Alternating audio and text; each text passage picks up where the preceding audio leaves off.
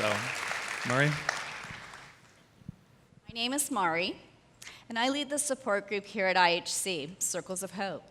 I know in Andrew's last few messages, he mentioned our ministry, and I just want to take a moment and tell you a little bit more about it.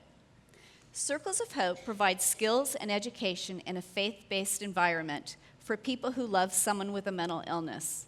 We strive to have people walk away from each meeting with a little bit of knowledge or a little bit of skill that they can implement into their own homes. In this group, you will find some of the bravest, strongest, faith-filled people you will ever meet, and that includes their loved ones.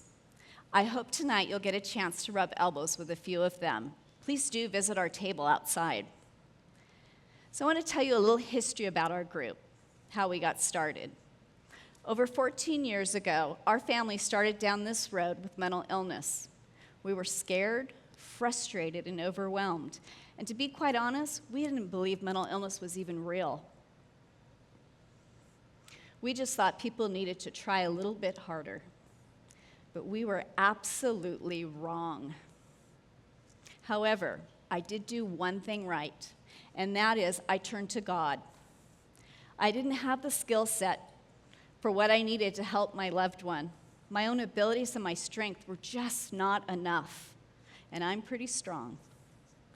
But that wasn't enough. I needed to trust God as if I had never done before.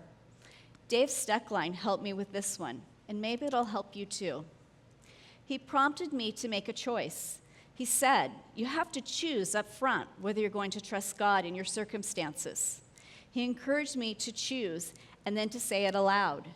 I will trust you, God, if healing comes, if illness remains, and even if death occurs.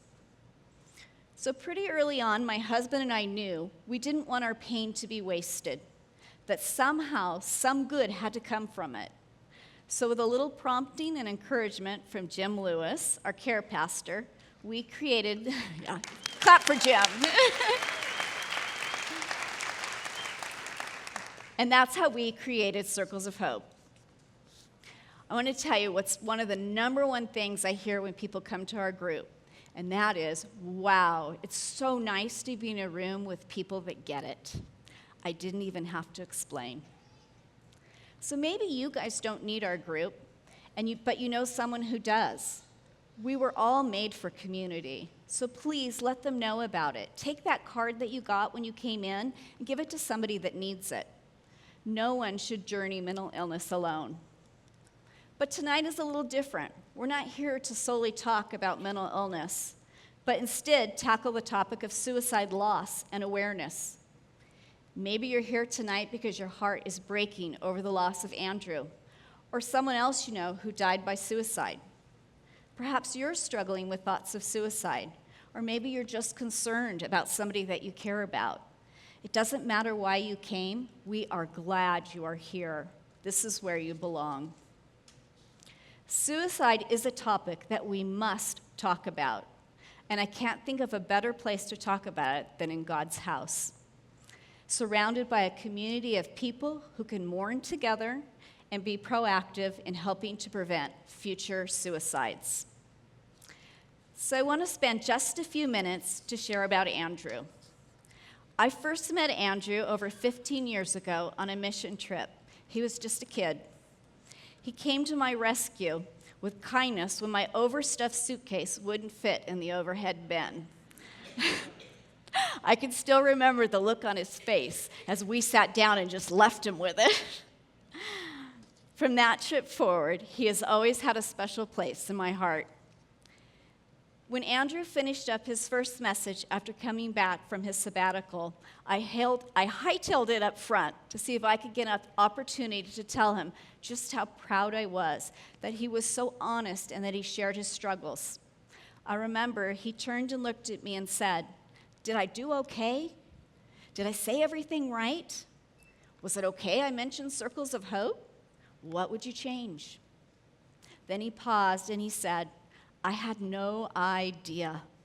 He went on to say, "I never realized what families go through when it comes to mental illness." At that moment, I knew he understood in a way only those that walk it get it. I knew this would be the beginning of a great partnership together in advocating for those who are impacted by mental illness. However, I had no idea he wouldn't physically be here to be a part of it. Andrew got a conversation going those first 2 weeks back about mental illness. He amazed me, and I'm sure you guys were amazed with his transparency as he spoke out about his anxiety and his depression. We need to carry his message forward. We need to let people know it's okay to talk about our struggles. We need to learn how to help people that are hurting and their families. Suicide and mental illness cannot be a taboo conversation anymore. My heart breaks, along with yours, that Andrew was in such pain and the illness won. It happens all too often to those we love and care about. The stats are astounding. We must keep fighting to help those that are hurting. We must work together to do our best to prevent another suicide from happening. Circles of Hope doesn't usually look like this. We don't usually have this many people. But we opened it up to all of you tonight, and we want to invite you back on October 16th. You're invited back to where we'll jump into a conversation about how to help prevent suicide. You'll walk out of there with some tangible steps that you can do. So please come back on October 16th. But tonight our focus will be on finding hope and healing in the midst of suicide loss. I have no doubt in the middle of our heartache, God's got this, and God's got IHC.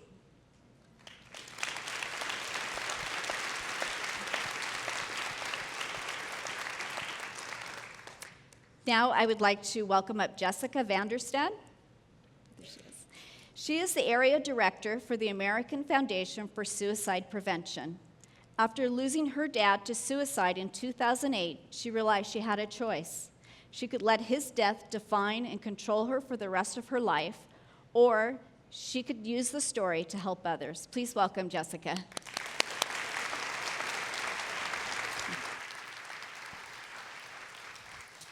Good evening. I want to start by thanking each and every one of you for being here tonight.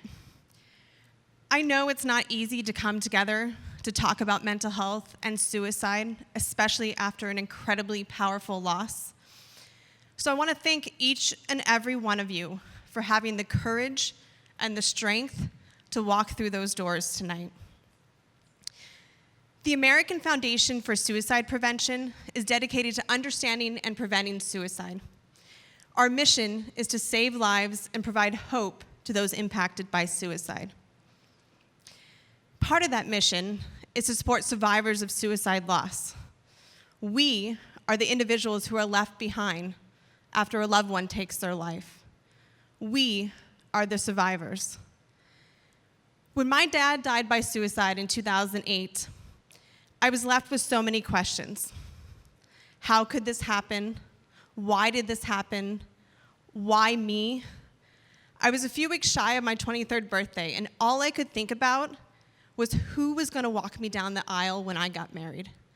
Who was going to be the grandfather to my future children? And getting involved in the American Foundation for Suicide Prevention, I essentially found hope again. I found a reason, and I found a way to use my dad's death as an opportunity to help others. And tonight we're here, and I'm honored to be part of this evening to create hope in this community. Hope that together we can use our pain, our grief, to make a difference. Every year, the American Foundation for Suicide Prevention hosts an annual event. It always falls on the Saturday before Thanksgiving. This event is called International Survivors of Suicide Loss Day. And it's a day where survivors of suicide loss gather in their communities around the globe, and they are united for a day of hope and healing. And on this day, a documentary is shown. AFSP produces this documentary every year, and it features survivors, real individuals with real stories, who share about their journey, who share about overcoming their grief and their loss and finding purpose again. It is an absolute pleasure to recreate this day here tonight. We will be showing the documentary that was shown last year as an opportunity for you to begin to understand what it means to be a survivor. And I hope that you are left more than anything with the understanding that you are not alone. And that together, we will get through this. When I lost my dad, for a long time, I thought things would never get better. I would never get over it. And I will tell you the one thing that I've learned is you don't get over it, but you learn how to live differently. And living differently means something unique to each person. And organizations like myself, the American Foundation for Suicide Prevention, the church here, the community here, is here to support you in learning how to live your different life. So before we begin, I do want to ask you one thing, two things actually. The first thing is to take out your phone. I know everyone has their phone. I want you to program a number. And you may have seen the screen earlier. It's the National Suicide Prevention Lifeline number. And it's 1-800-273-TALK. That's 1-800-273-8255. This is the number that's available 24 hours a day, 7 days a week. And it's available if you're worried about someone you love, someone you know, or if you're worried about yourself. It's hard to make that call, and I know that personally. But now that you have this resource, please use it. And as you leave this evening, please pick up the resources that are on the tables outside so that you have them not only today, but tomorrow, next week, next month, because you never know when either you may struggle or you may meet somebody who is. And having those resources can make all the difference. I miss my dad every single day. There's no doubt about that. But being in a room like this tonight and seeing so many people here today gives me hope that we're creating a community that's smart about mental health, that we are going to use our stories to go out there and educate others.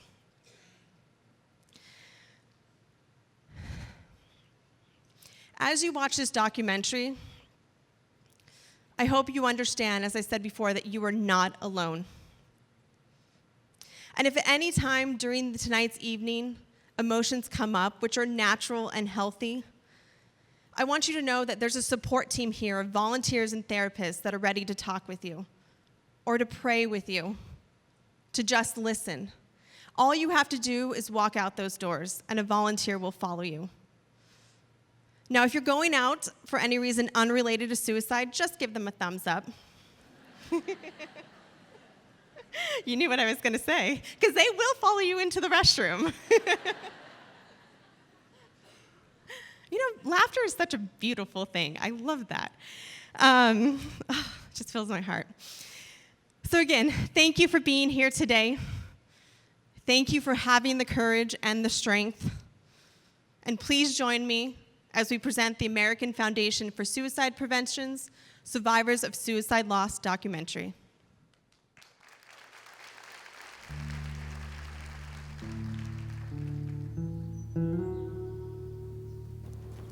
One of the main ways that I've coped with it was doing the things that he loved to do. He loved to be out in the water, in the sun.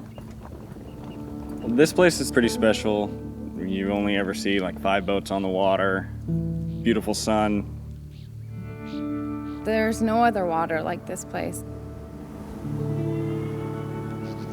We grew up coming here, spent countless hours on the water, pretty much on this boat only. Just great memories here.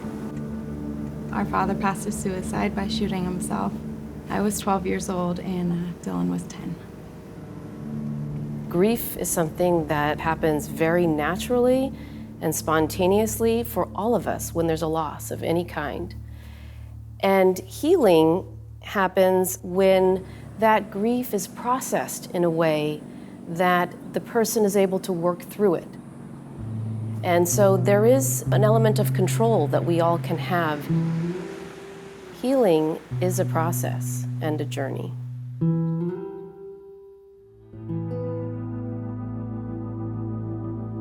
Suicide cuts across all people groups, age ranges, cultures, races, socioeconomic status, and educational levels.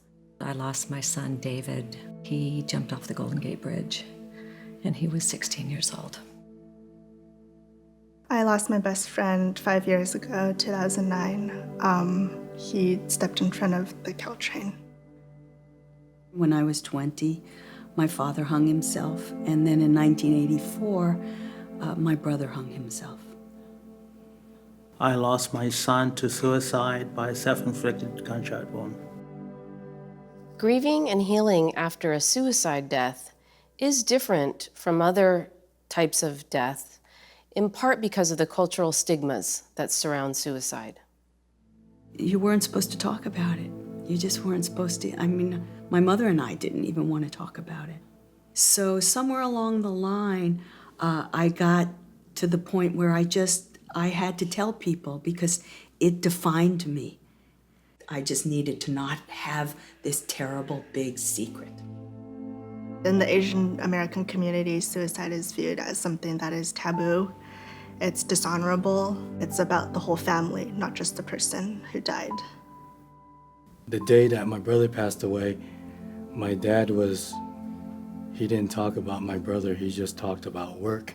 For a whole month, we did everything normal. We went to work, we came home, went to work, and we didn't say anything. That month seemed like it was a year.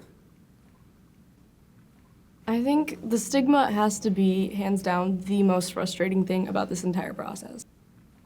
Everyone doesn't want to talk about it, and especially in a community where in high school we lost 2 other classmates in addition to my boyfriend, and then I graduate and like 6 months later, one of my classmates from high school passes away from suicide again. It's a community that's really seen it and knows it in every way possible, and they still can't talk about it.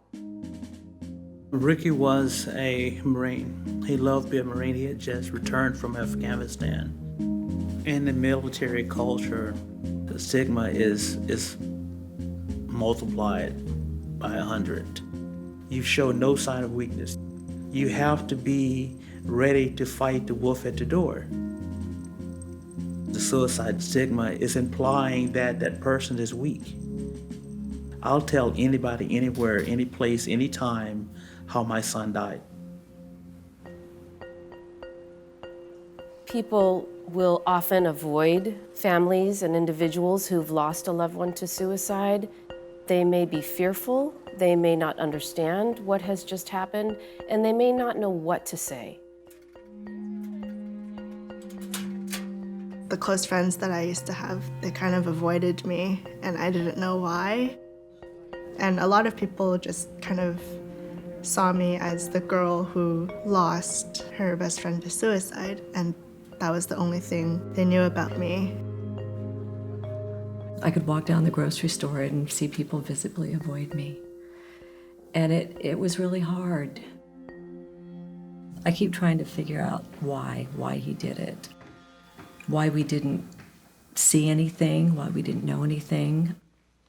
We try to make sense of the world around us in every instance, let alone with a situation that is so dire and has caused such a gaping hole of tragedy and loss in one's life. The natural question of why is obviously at the forefront of trying to figure out what led to that person's death. This was his first black belt. He had just gotten his second-degree black belt. He had a girlfriend that he was just head over heels in love with. The morning that he died, he logged on, downloaded his grades, and found out that he made the dean's list. He knew how to put a smile on everyone's face and could make anyone laugh when they were about to cry. May you always rest in paradise, David. That was him. Some people have this incredible ability to cloak what's happening on the inside. The assumption may be that they're in their right mind, they're in a rational state of mind. The reality for people who are suicidal is that they're in such a desperate place of hopelessness, they also feel that they're a burden to others. So it's not intuitive to be able to understand that mental state. I don't know that I will ever know why, but I feel like I did get some answers when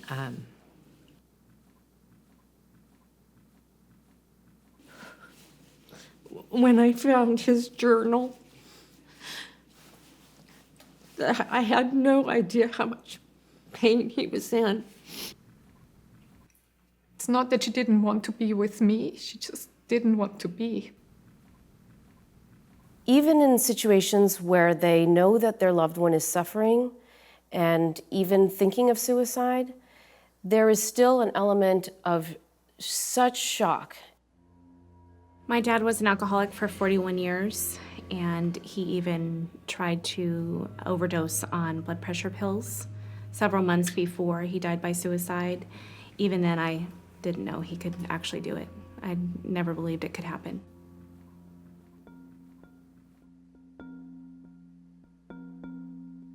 I was 27 when we got married. Nancy was diagnosed with severe depression approximately 2 years before her death. But we got her treatment, got her hospitalized, seeing a psychiatrist on medication, and she seemed to be doing well for most of the time, but a few months before her death, she just started feeling not normal. But I had no clue she would take her life. And if I didn't find her body, I wouldn't have believed that she did it, but she did. Research shows quite clearly that in 90% of the cases of suicide that have been studied, a mental illness was at play and playing a key role. My mom suffered from depression for a long time, and she didn't really talk too much about it to most people. A lot of people came up to me at her funeral saying that they had no idea, but I knew. Dustin had been suffering with depression for a couple of years, and when he was diagnosed, the doctor gave him medicine. I just thought that, the pill made everything better, and it didn't. Suicide comes from a disease. Cancer is a disease, and people sometimes pass away from cancer. Sometimes people pass away from a mental disease through suicide.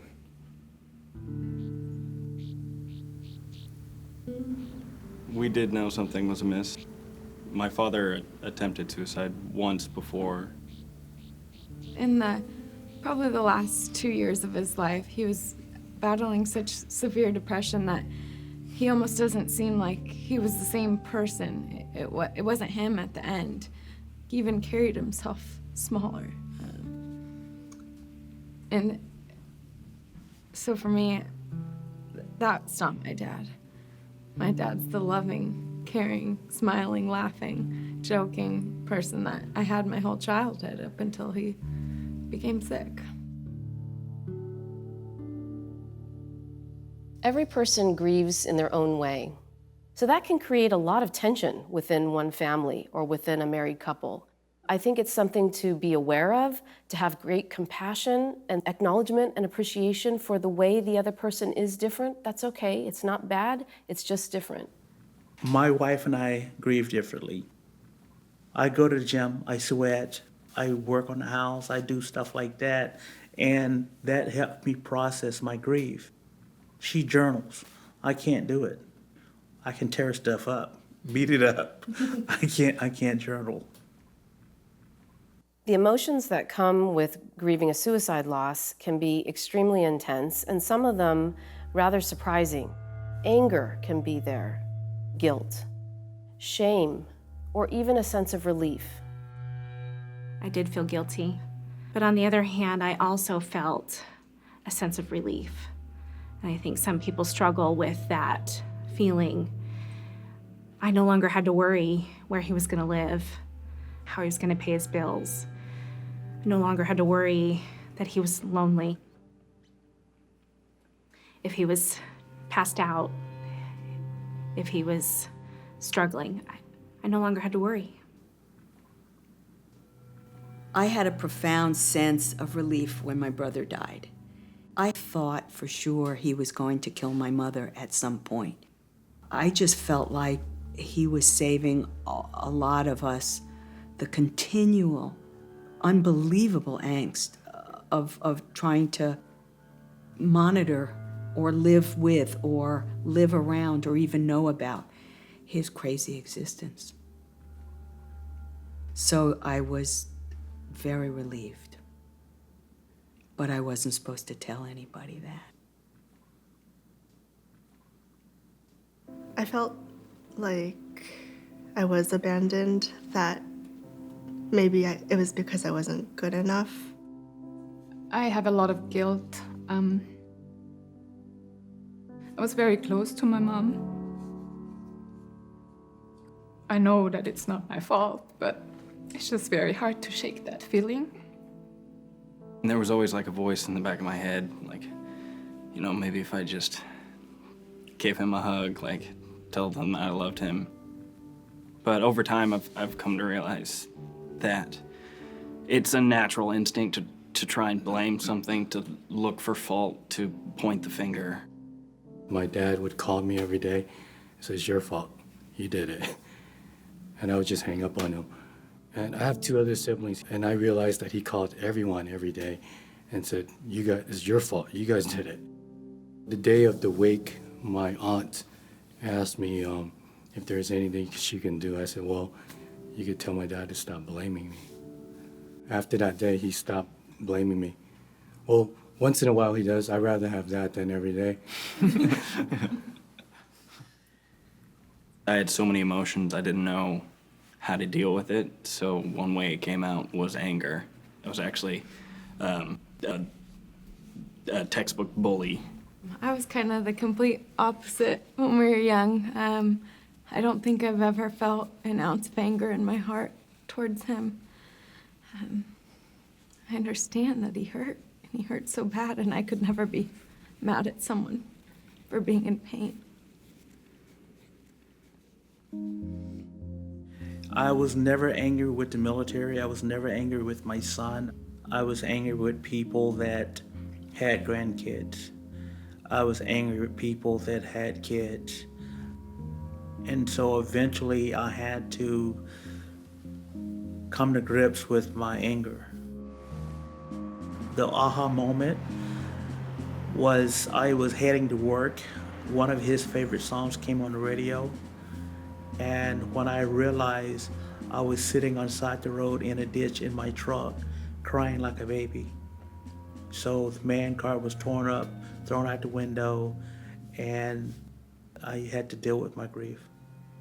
So when I allowed myself to grieve, I was allowed to give up the anger so I could get better.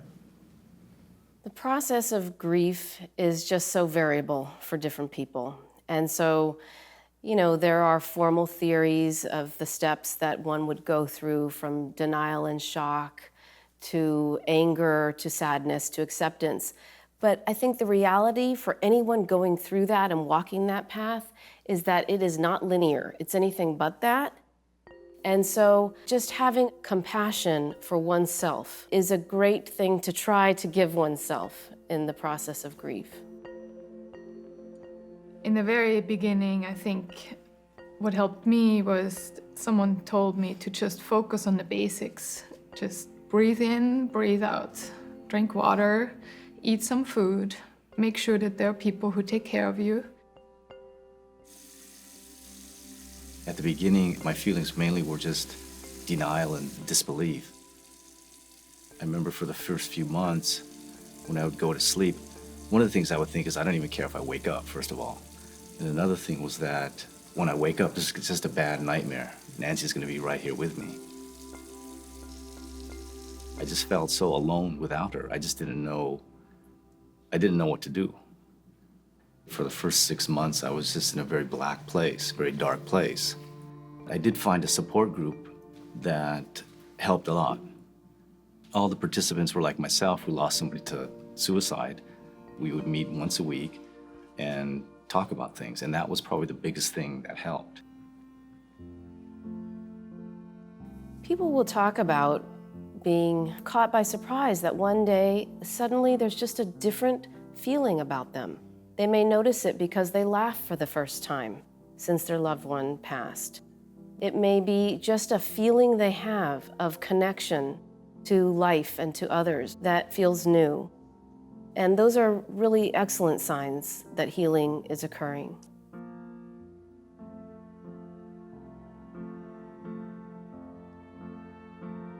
The light came back.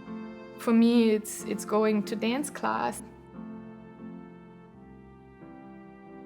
I'm feeling happy again. I can enjoy the music and the movement, and there were times where I could laugh and times where I felt joy.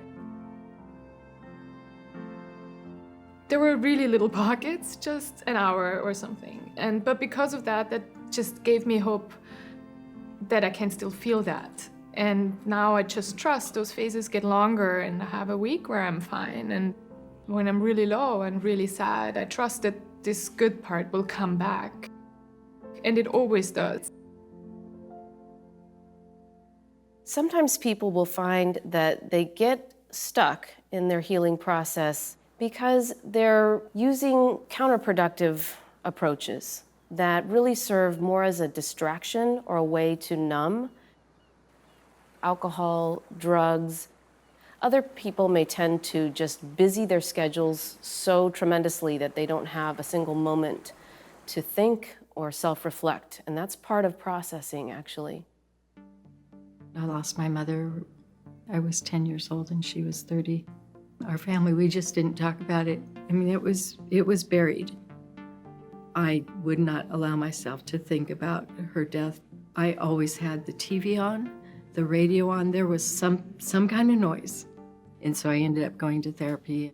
And the therapist said, okay, so you've got this anger, which had gone on for a few sessions. What are you gonna do with that?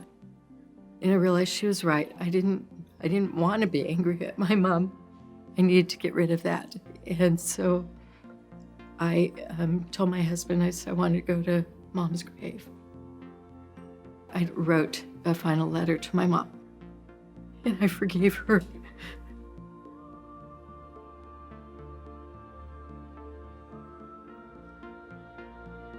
I wadded up the paper, put it in the bottom of the vase, and I was able to let go of that anger. That letter that I wrote to my mom came 44 years after her death.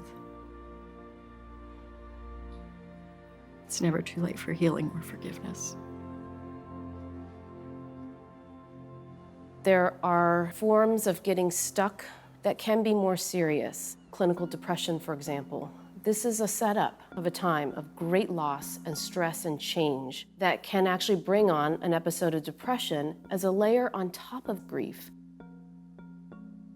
I was abused as a child. I remember being, in 7th grade, looking on my laptop on how to kill myself.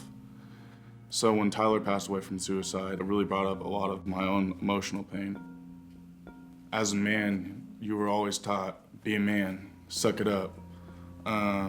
And you're always supposed to be tough. And for me, I was hurting a lot in the inside, and I didn't know how to express it. And I know when I admitted I needed help is when I started to get better. As you grieve, you may get to a point where you realize that certain behaviors aren't serving you well anymore. And then it's time to really do some hard thinking and maybe make some changes in the way that you're approaching your grief. When I was cleaning out my son's house, I found his journal. I don't know why, but I just kept going back and reading it, and every time I would cry and cry. And I finally said, this is not good for me. The only way I'm going to heal is to quit reading this. So I finally shredded his journal, and no one ever read it except for me. One of the things that's helped me probably most since David died was I've been able to connect with a group of mothers who have lost their children to suicide. I would go to the meetings and just listen and talk and ask. Now I'm hosting some of the meetings, and I'm working with mothers who have just recently lost their children to suicide. And I never thought that I would be able to help others. and it feels good. For some, religion and spirituality provide a great source of comfort and a way to find meaning and purpose in the experience of loss. One day I was out in my backyard and I noticed this great big copper dragonfly flying around. And I noticed that it was landing on pointy things. So I walked out into the middle of the yard and I put my finger out and it landed on my finger. And I'm part North American Indian, and in the North American Indian culture, dragonflies are a symbol of healing from a traumatic grief or loss. They live most of their life as nymphs. And when they mature into these beautiful dragonflies, they live a life of grand adventure. They say they have these great big eyes that allow them to see into the next world. David became my dragonfly. I had a dragonfly tattooed on my back. He sits on my shoulder and goes with me wherever I go.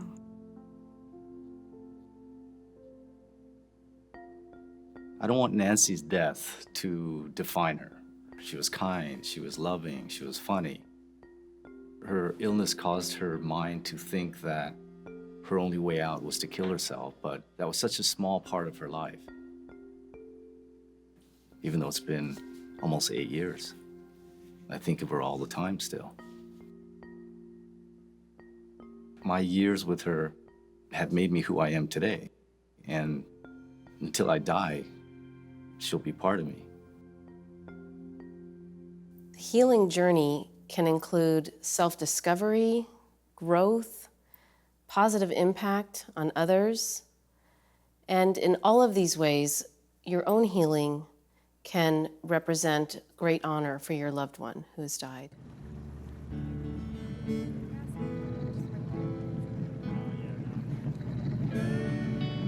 He always had a cowboy hat. Always, always, always, always. It didn't matter whether it was in shorts, sandals, boots. I mean, he always had his hat on. This hat that we have is actually the hat he wore when he married Mom. My mom brought it along to my graduation, Dylan's high school graduation as well, and to kind of include him in the day, even though he can't be physically there. It's our way of having him there.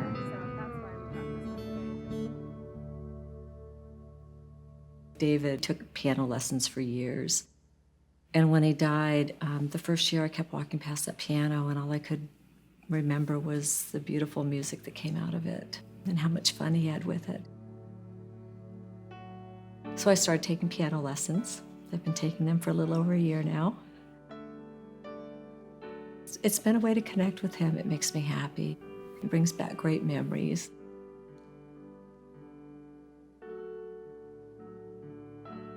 It doesn't define your life, it just becomes part of the life story. And it's nice to be able to share that story and grow with your story and become stronger because of it. I was only 12 years old when he passed, and it amazes me every day how much he was able to teach me in just those 12 years. He taught me how to be strong and independent. He taught me that when life gets tough, you cowgirl up and you get right back on. So I'm thankful. I'm thankful he was able to teach me so much in such a short amount of time.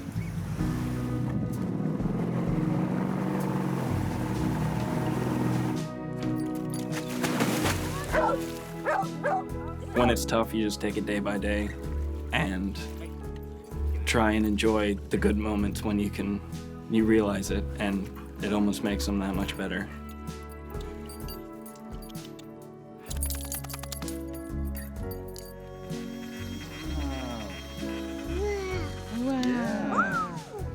For me, I feel very blessed. My life is it's going amazingly well. Just looking back on Nancy's death, it seems like it's another life. I fell in love again, which was a miracle in itself. And I got married, and I have a little 17-month-old baby at home. Can you believe that? I'm 53, and I'm changing diapers.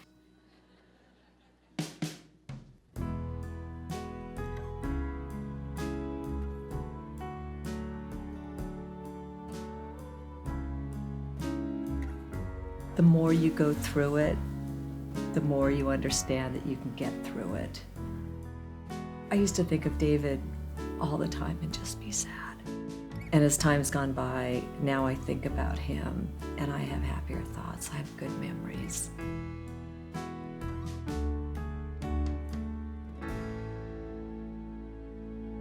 Continued healing to us all.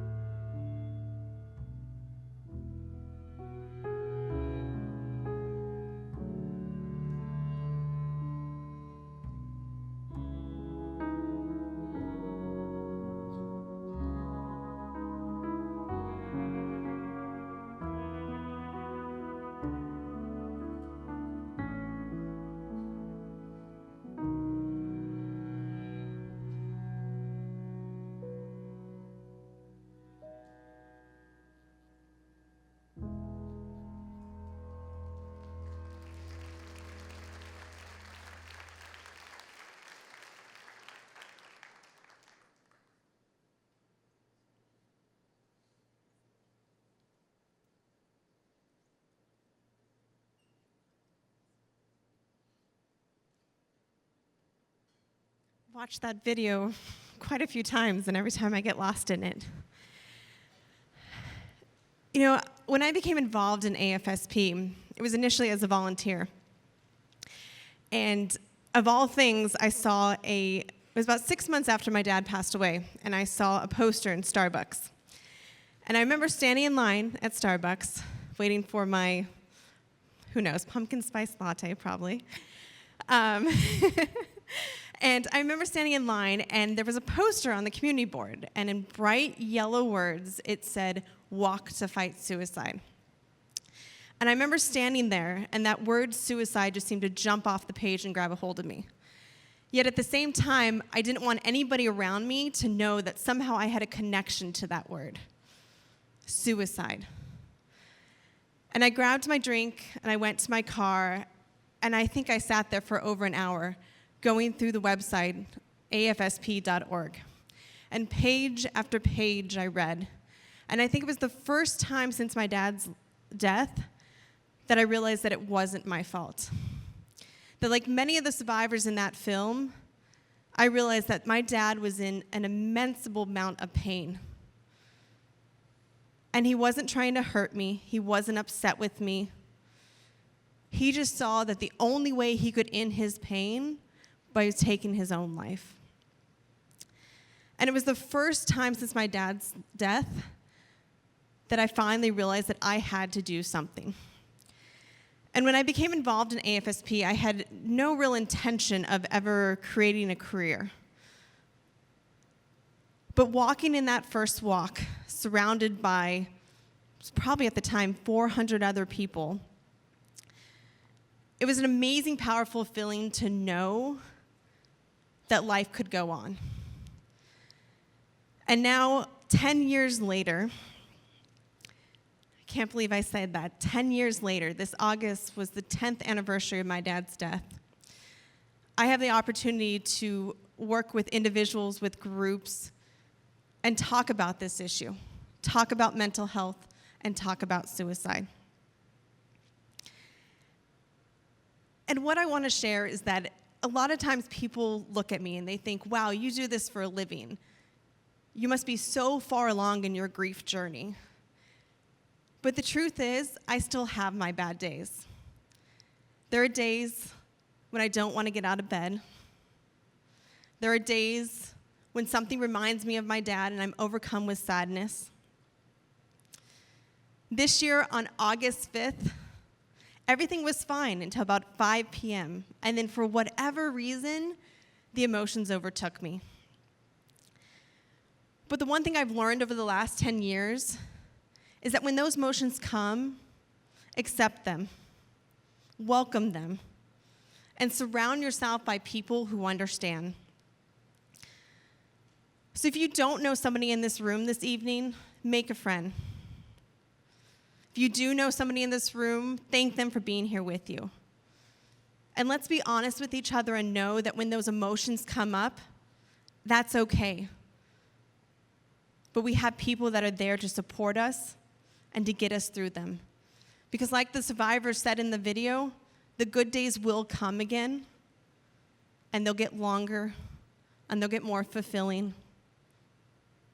And one day, the whole day will be good. And that's what we hold on to. So we are blessed tonight to hear from Kay Warren, who's become a dear friend over the last few years. And Mari will provide an introduction. So thank you again.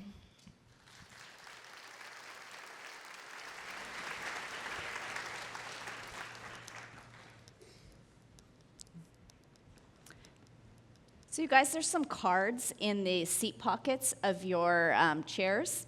And if you have any questions, we're going to have a question and answer after Kay speaks. So if any of you have any questions, go ahead and write those out and then pass them towards the walls. And the ushers will come forward and collect them.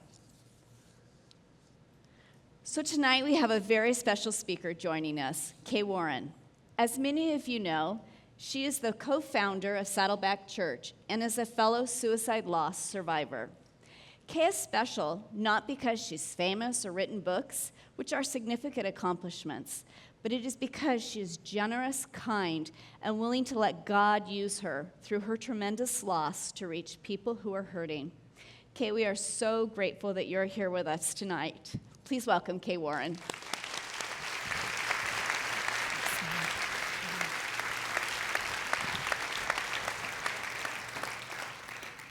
Hello, everyone. Just want you to know that it is, thanks, Joy, truly a sacred privilege. It is an honor. It's a painful honor, but it's an honor to be with you. I may cry. I may cry a lot, and that's okay. We're talking about hard stuff, painful stuff. The hardest. 5.5 years ago, the unthinkable thing happened to our family. Our youngest son, Matthew, took his life. He was 27. The death of any loved one is a cause for deep grief. When that loved one is your child, the grief is magnified. There are layers that are added when you lose a child. If any of you have lost children to any cause, there's nothing quite like losing a child. And when that loved one who is a child who also takes his life, there's some more layers. And when you're a family that lives in the public eye and has to do their grieving in a glass house while other people are observing every step of the way, it adds a few more layers. It begins to feel like thick mattresses kind of stacked on top of each other. And the logical question that people asked us from the very beginning was, how in the world are you getting through this? How in the world are you getting through this? It's a question that we had to grapple with for ourselves. It's a question that you as a congregation, you as a community, you as family members are grappling with. How in the world can we get through this? How can we get through the loss of someone we love so dearly? And so what I want to share with you in the brief time that I have is the message that my husband Rick and I preached after we came back. After our son died, we didn't come back to church for 4 months.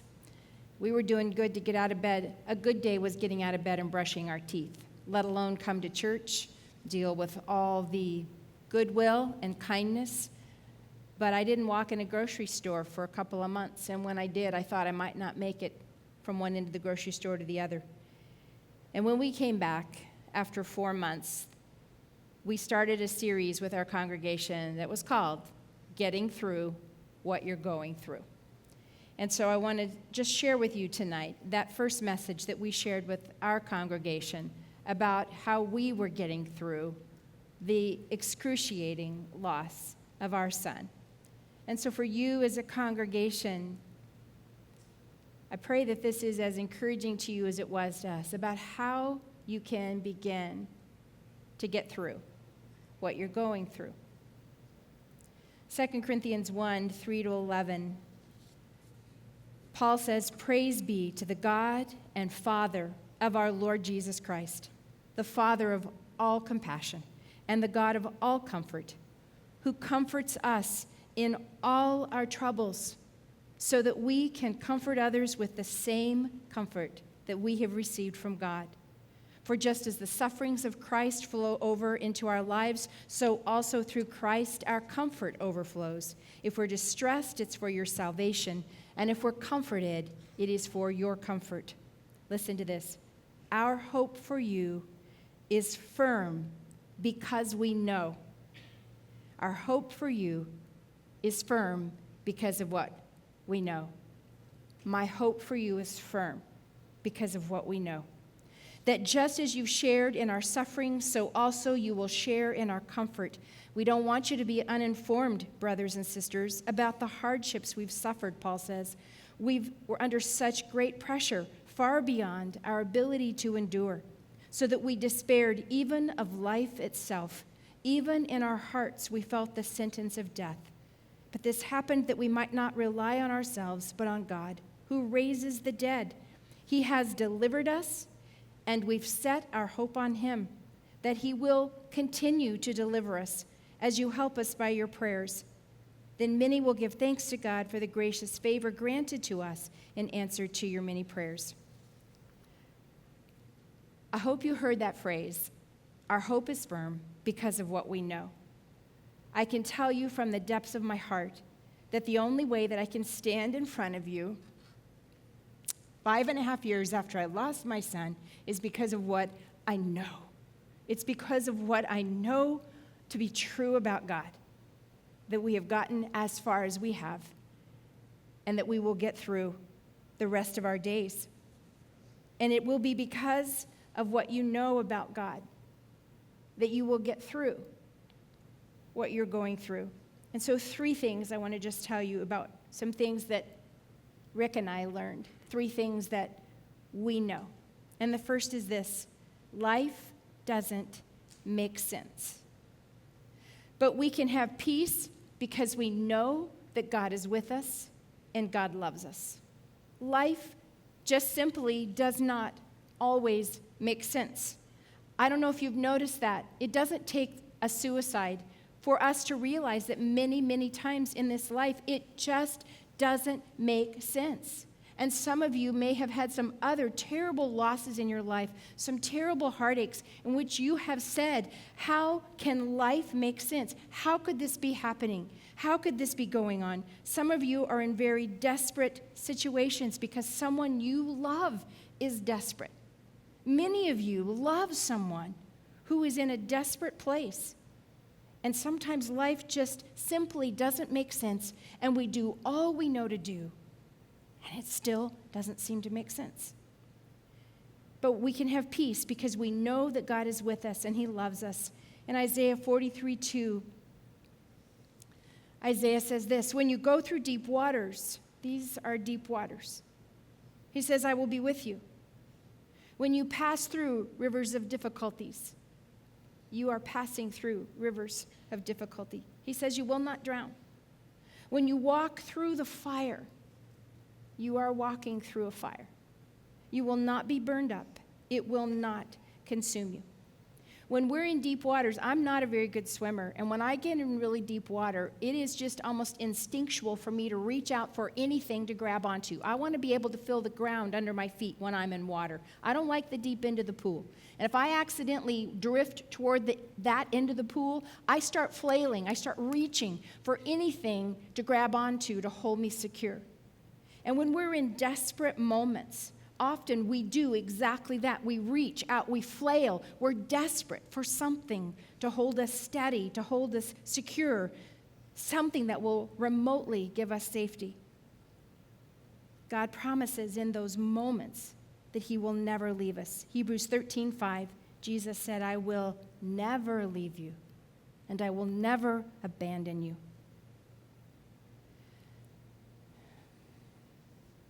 After our son died, I wanted a lot of explanation, and I'll talk to you about that in a little bit. I wanted some answers. That, again, is our natural inclination, to ask a lot of questions. But what we learned is that God does not promise us those kinds of explanations in this life. What he promises us is his presence. And even if I had understood every single thing about my son's death, even if I could have explained it down to the most minute detail, it wouldn't change the fact that he was gone. And so even an explanation couldn't really bring me comfort. The only thing that could bring me comfort was the presence of God in my life. To know that he had not left Matthew and he had not left us, and that we could be at peace, because even though life didn't make sense, we lost our son. That didn't make sense. But eventually there was a peace because I became confident of what I knew, that God loved us and he would be with us. And so while I had no explanations, I did have the presence of God. The second thing that we know, and that I would say to you, my friends, is that everything on earth is broken. Everything on earth is broken. But we can have joy because we know that God has a greater plan. The Bible says in Isaiah 24:5 and 19, the earth suffers for the sins of its people, for they have twisted the instructions of God, violated his laws, and broken his covenant. Therefore, the earth has broken down and has utterly collapsed. Everything is lost, abandoned, and confused. When God made the world, he made it perfect, but it didn't stay perfect for very long. And so now, literally everything in life is broken.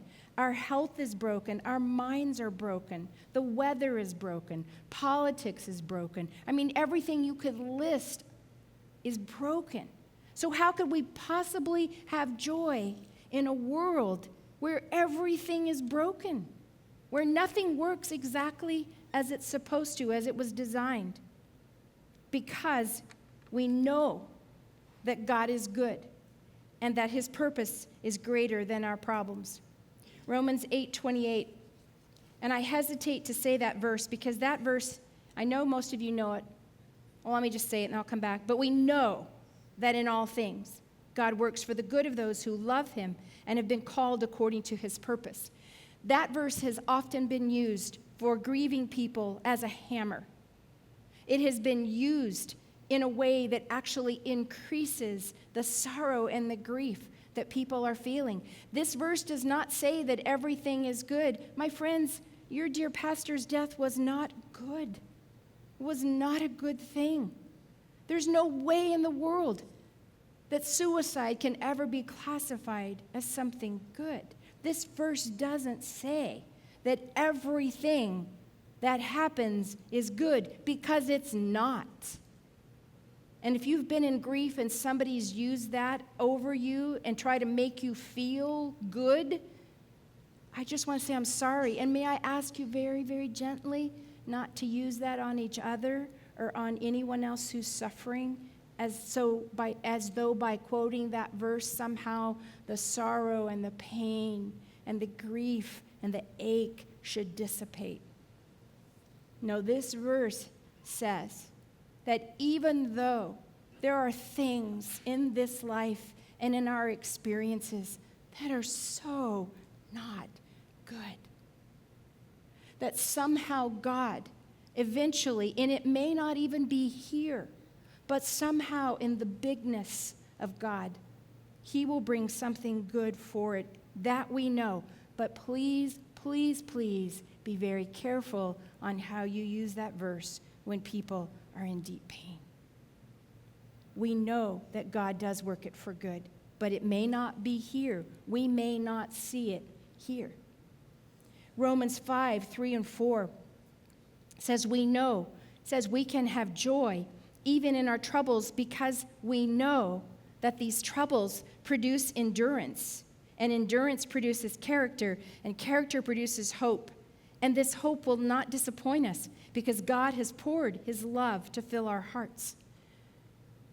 I wrote a book a few years ago called Choose Joy because I was really struggling with some depression, a low-level depression most of my life. And I needed a reminder of how I could choose joy.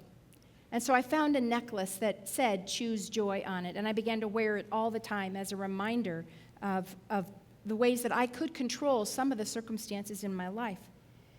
The day that my son passed away, I had a very terrible foreboding that he had died. I don't want to go into the circumstances because they're not really material to the story. All I can tell you is that I had a very terrible sense that he had passed away. But I had to wait hours before it could be confirmed. And so I deliberately picked out that necklace that morning when I was fairly sure that that was going to turn out to be the worst day of my life.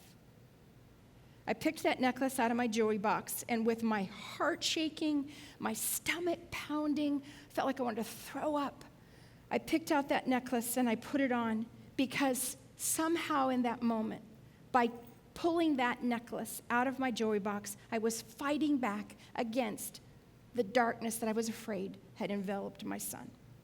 And later that day, as my husband and I were waiting in our son's driveway for the police to confirm what we were fearful had happened, my husband and I were holding on to each other, facing each other, our faces just inches apart, waiting for the police to come out of his house. And I looked down and realized I became numb to it. Looked down and realized I was wearing that necklace. And I reached out to it and I kind of held it up to my husband. And he nodded. And through our tears, we nodded to each other. How could we, on the darkest day of our lives, even begin to think of something like joy?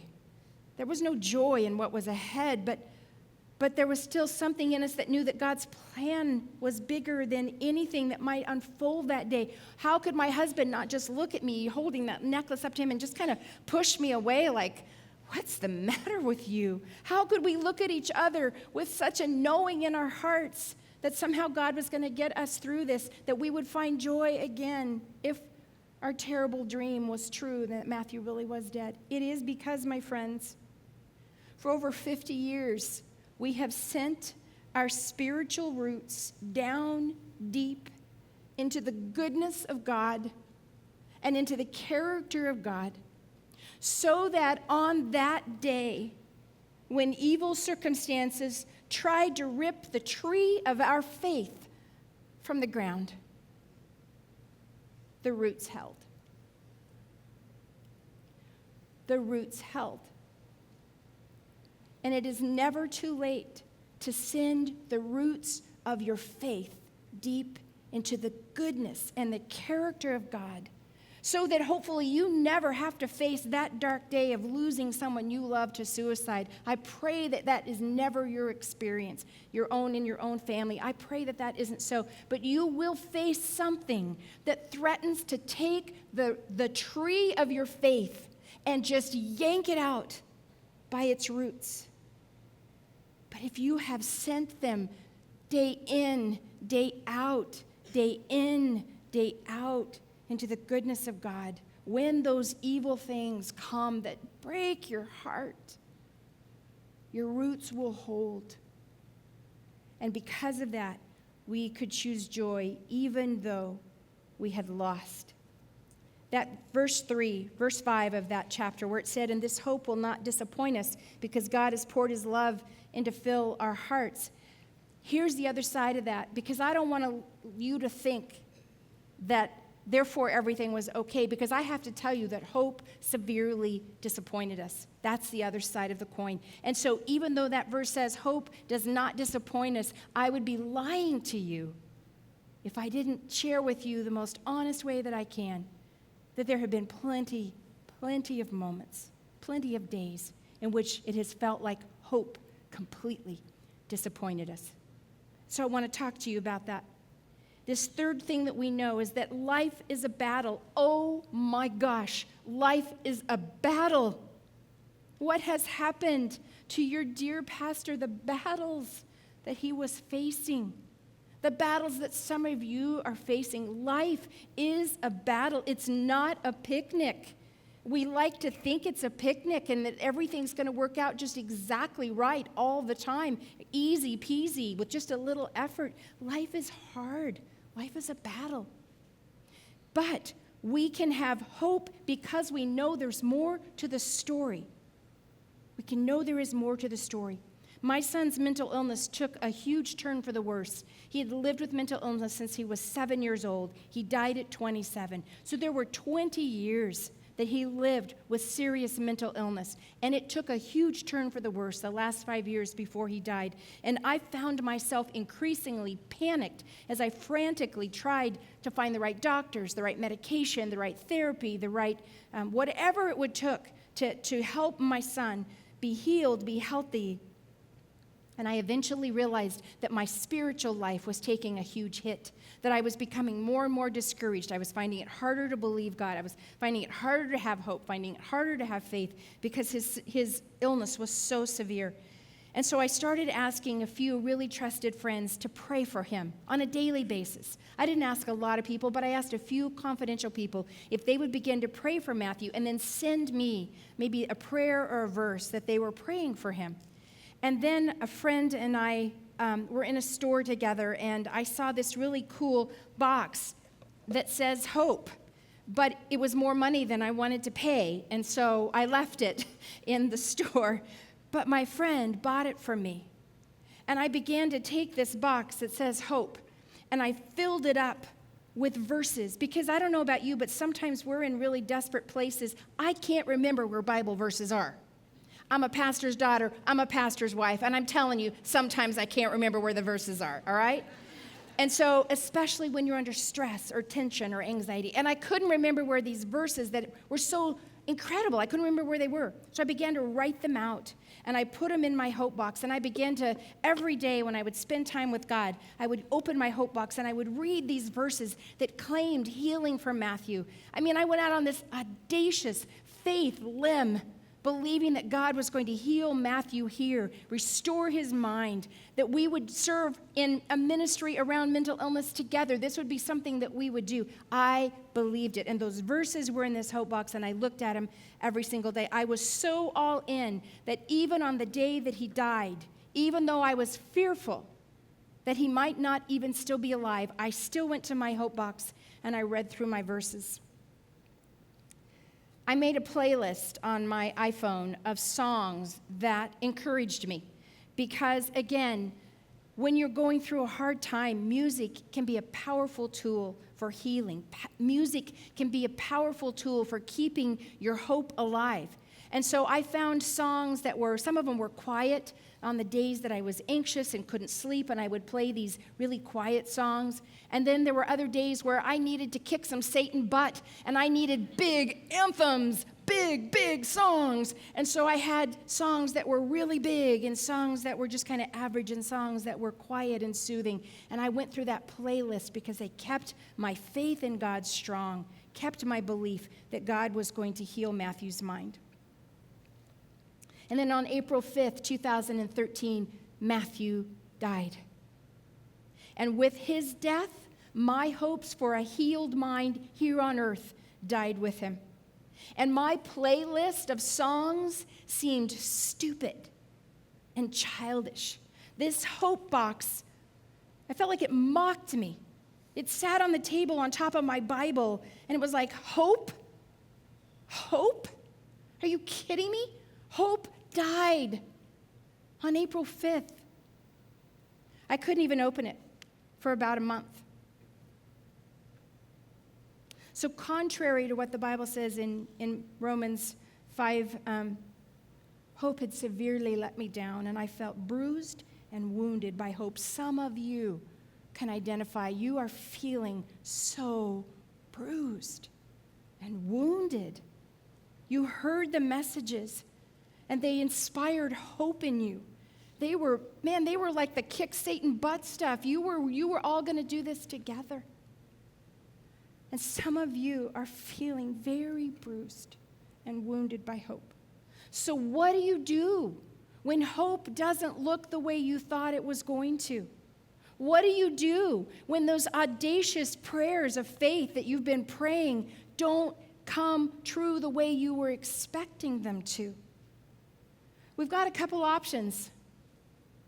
I had a couple options. One of them was to decide that God was a fake and that God was a phony and that he was a big tease and all that faith stuff was phony.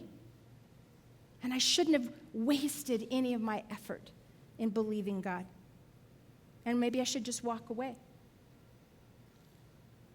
But then I thought, well, maybe another option would be to give God an out. And I would say it was my fault. I didn't have enough faith. I didn't love Matthew enough. I wasn't the best mother I could have been. If I had been a better mother, if I had been a better Christian, if I had had more faith, that Matthew would still be alive. I'd give God the out. I would take the blame. But I want to tell you, my friends, my brothers and my sisters, that over these 5.5 years, what I know is that neither of those responses is true. What I know about God prevents me from concluding that he is a fake or a phony or a tease, or that he is not someone that can be trusted. What I know about God prevents me from believing that about God. And what I know about the way I was as a mother, the way that I loved if love could have kept Matthew alive, he would be sitting here with us today. No one ever loved a child more passionately, more fiercely, more protectively, more dedicated than I loved my son.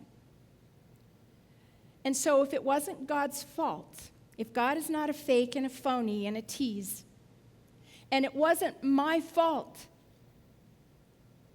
that it wasn't that I didn't love him enough, or that I wasn't a good enough Christian or a good enough mother, if those things aren't true, what are we left with? Mystery. A big, fat mystery. I cannot explain. I cannot explain it all. I don't know. I don't know. And suicide, of all the deaths, all the experiences that we go through in life, leaves more questions than any other death.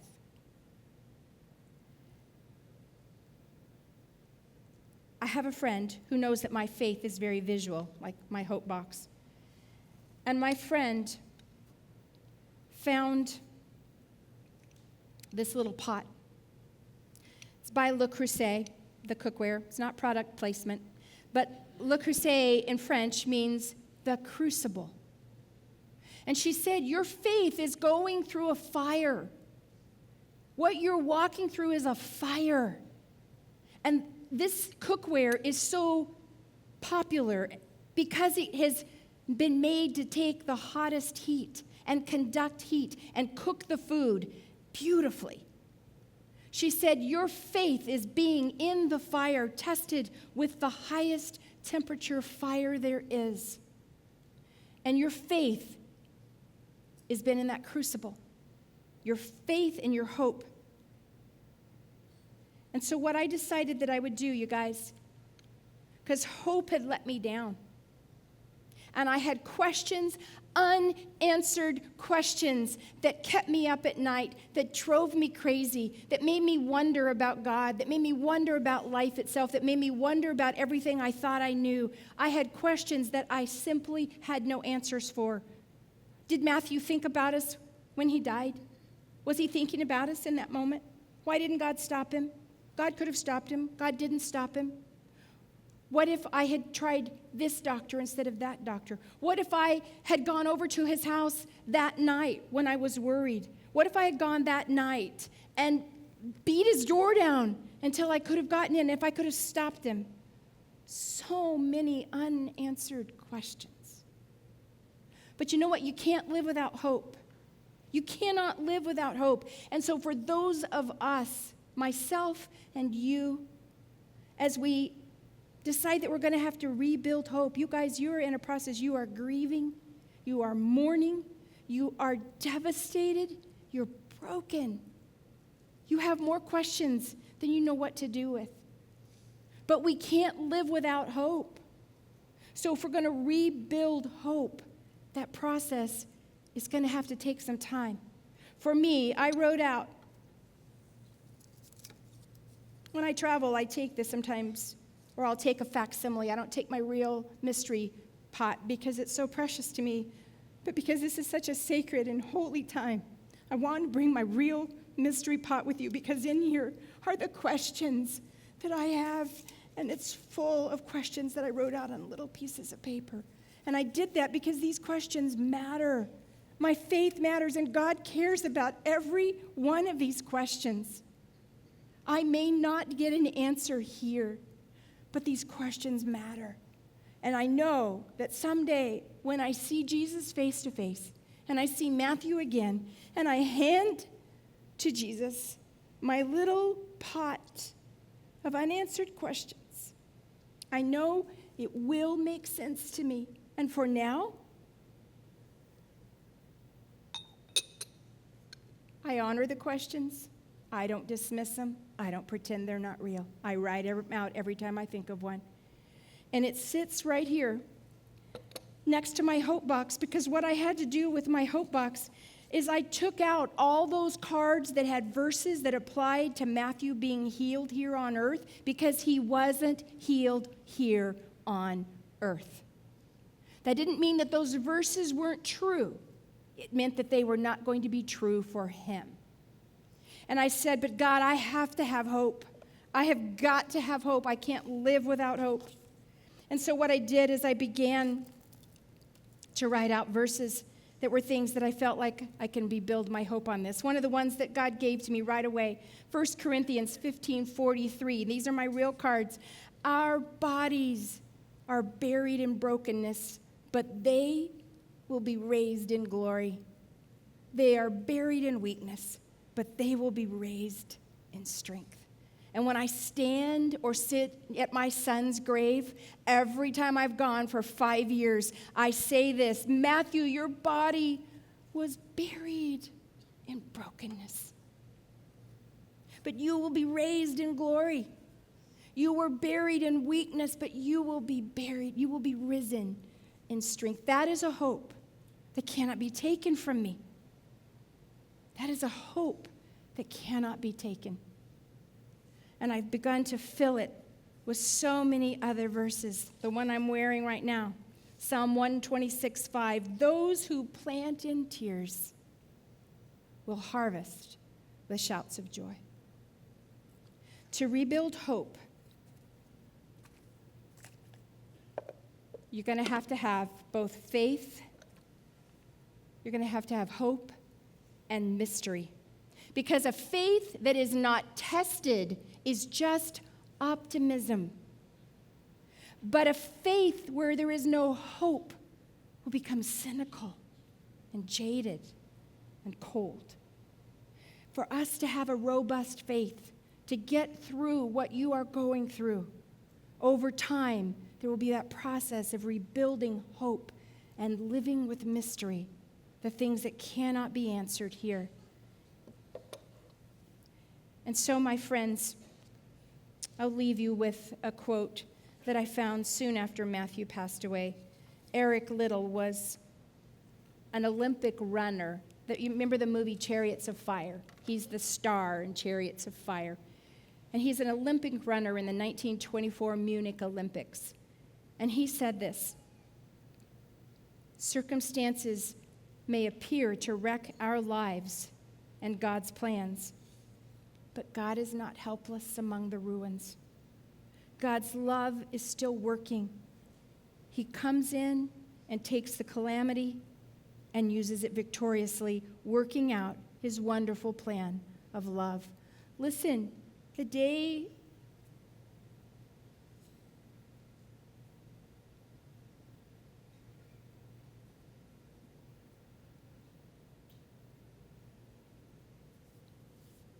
the day your pastor died and you heard that news, many of you felt as I did, and I didn't even know him. Oh my gosh. Oh my gosh. Life is ruined. I know that was the way I felt the day my son died. I thought I will never, ever live right again. I can't live. Hope does not look the way I thought it was going to look.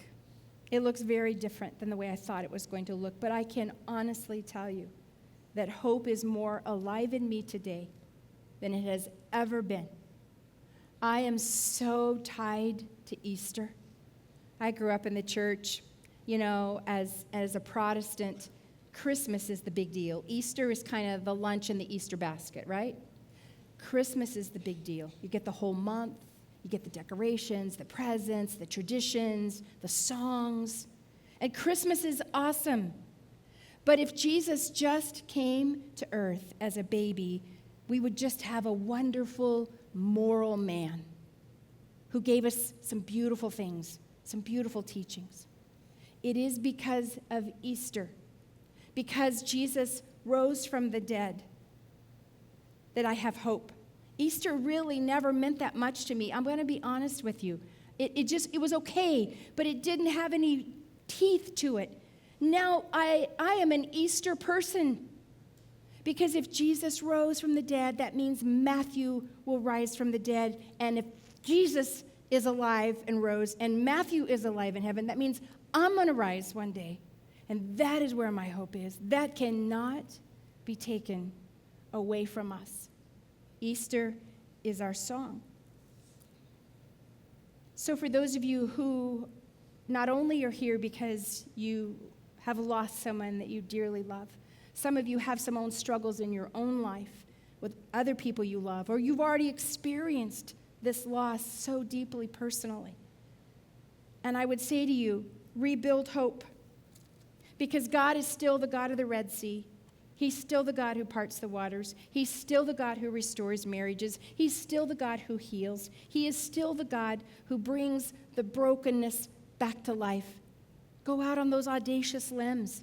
For those of you who are in those places if you're not sure that you can trust God, you're not really sure that you want to pray those kinds of prayers of faith, because what if it doesn't happen the way you want it to happen, so you won't even take that risk?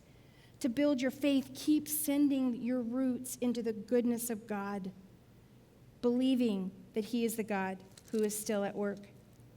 So for you and for me, life doesn't always make sense. But we can be at peace because we know that God is with us. He didn't leave Matthew, not for a moment. I rebuilt a playlist. Not just the songs of God's healing here, but the songs of victory, the songs of hope. God is with us, and God did not abandon us in those darkest of our days. We know that everything in this world is broken, but we can have joy because we know that God is good. He's good, and He has a greater plan that I frankly don't understand. And life is a battle. But we can have hope because we know there is more to the story. Matthew's story didn't end on April 5th. Your beloved pastor's story did not end on August 25th, 26th. These stories go on. God uses them. I have had more people tell me in the last 5.5 years that hearing our story and the fact that we are choosing to believe that God is good, that we can have hope, that we can have joy, that God is a God who heals, that our lives are not ruined forever, that life is good again, that there is more to the story. More and more people have found hope. And so Matthew's story goes on. 2 Corinthians 4, 8, and 9, and I'll close with this. We have troubles all around us, but we are not defeated. We don't know what to do, but we do not give up the hope of living. We are persecuted, but God does not leave us. We are hurt sometimes, but we are not destroyed. Let me pray for you. God, I pray for these precious brothers and sisters. I pray for Andrew's family. I pray for those who love him so passionately and miss him desperately. God, only you can help us rebuild hope. Only you can help us see through the fog and the brokenness and the loss and the tragedy to believe that you will bring beauty from ashes in your time and in your way. I pray a blessing and a protection on these dear ones who have been so wounded, so wounded. I ask that you would build here a place where the roots are so deep that even as the evil one tried to rip out their collective faith, he's tried to destroy this church, that God, the roots of their faith that they have faithfully sent down into your goodness will hold. And that as time goes by, what you will do here will be an astonishing story. That there will be a glorious unfolding of your plan in this place and for these people. Jesus, mostly tonight, we just need to be comforted. We just need to know that we're not alone. We need to know that we will get through this, that we will survive, that we will thrive again. Help us not to look so far into the future that we move past the grieving and the weeping and the sharing of tears and sadness. You have planted in each of us a tiny little green seedling of hope. May we nurture that tiny little fragile plant so that it grows and flourishes. I pray blessing, protection, life for these dear ones. In Jesus' name, amen.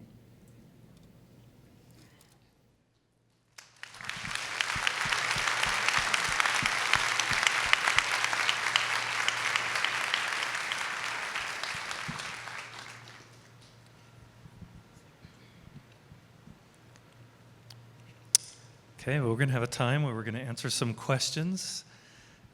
Just thank you again, Kay, for just pointing us to Jesus and not give us easy answers, because there's not sometimes. And it's easy in the church to think there's always an answer and always an easy way to do it, and there's not sometimes. And so, but there is hope, and I'm grateful for that. So we're going to spend a little bit of time. We had a number of questions about Circles of Hope. One of them was just, is Circles of Hope meeting always this big? So I thought, Mari, just answer a little bit about Circles of Hope, would you? Well, let me tell you, if it is this big, we'll deal with it. It would be a great thing. So, but no, we're not usually that big. And what we do is we usually have a presentation, and then after the presentation, we get into circles and discuss kind of about the presentation. Can I say something before? I was supposed to say this.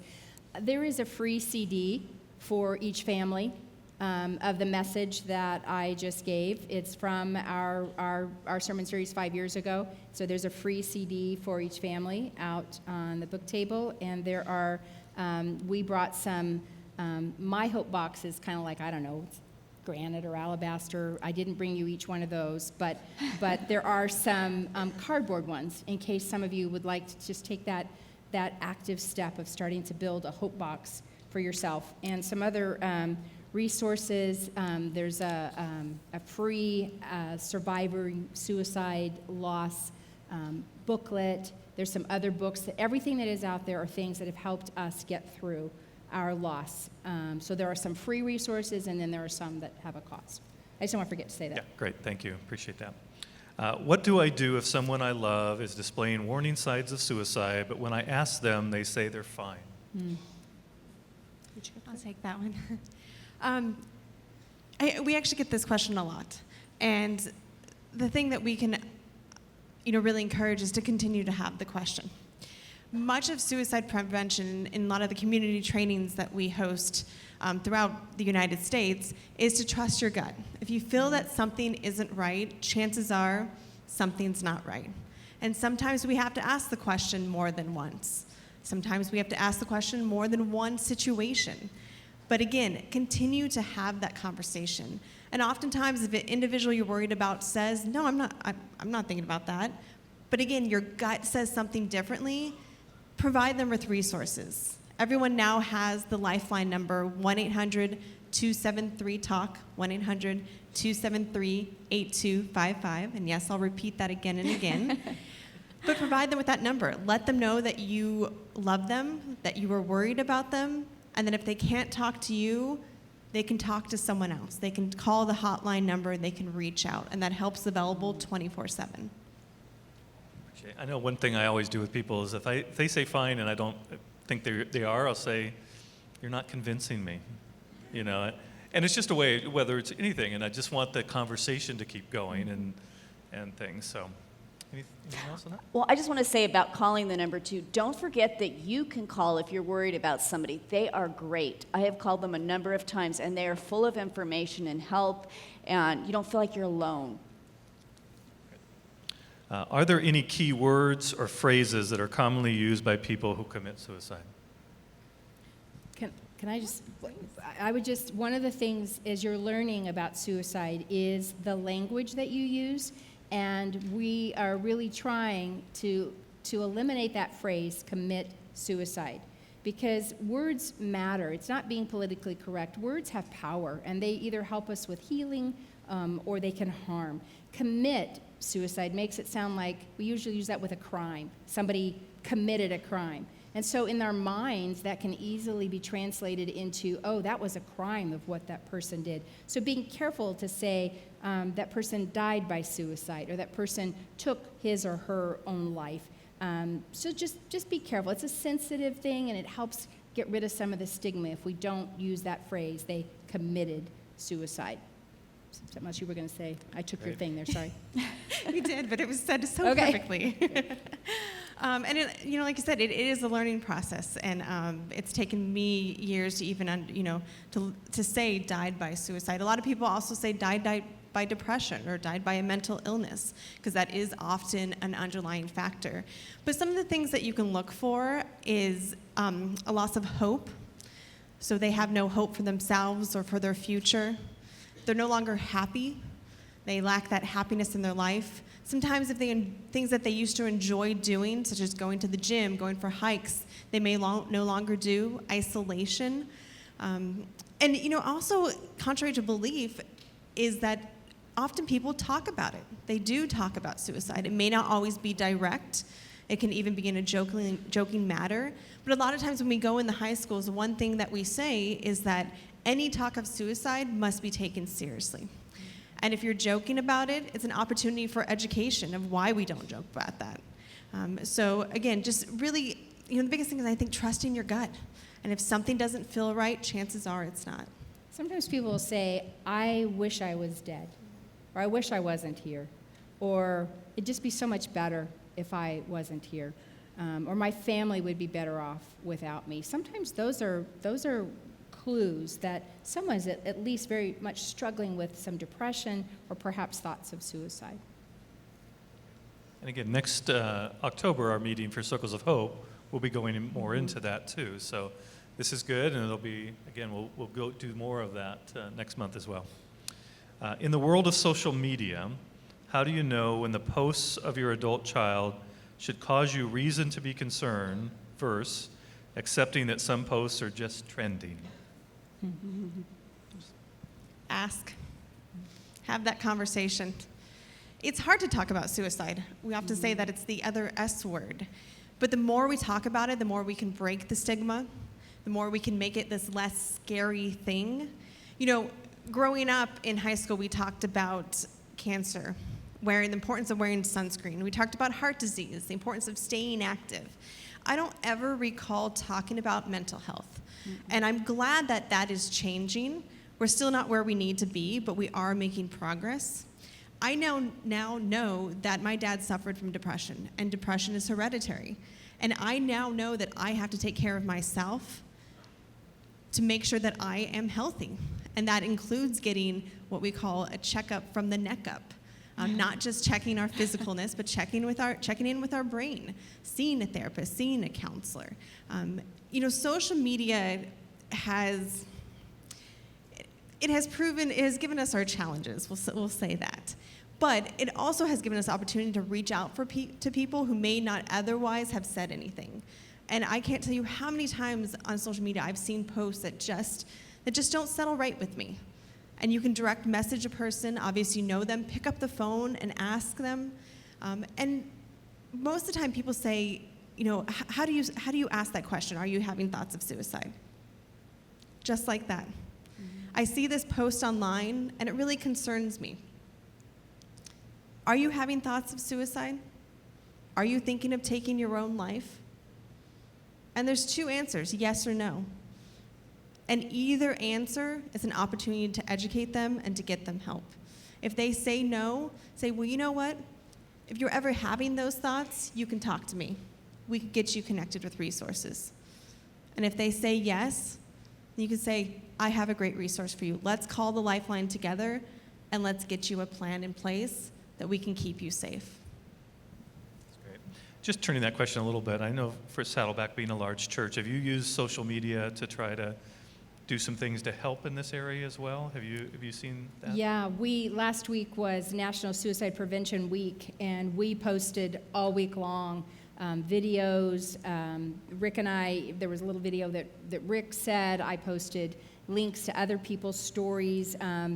And so we really emphasize suicide. One of the things that we do is also it's mentioned in our services. Obviously with Rick and I losing our child, this is mentioned in our messages. It's referenced when World Suicide Prevention Day was September 10th. And so again, we do use social media. We use Facebook, Twitter, Instagram. We hold conferences. We hosted the Survivor of Suicide Loss Day. We're hosting it again this year at Saddleback. So it's not something that I'm honest. Why would I ever want to make suicide my ministry? I didn't. Mm-hmm.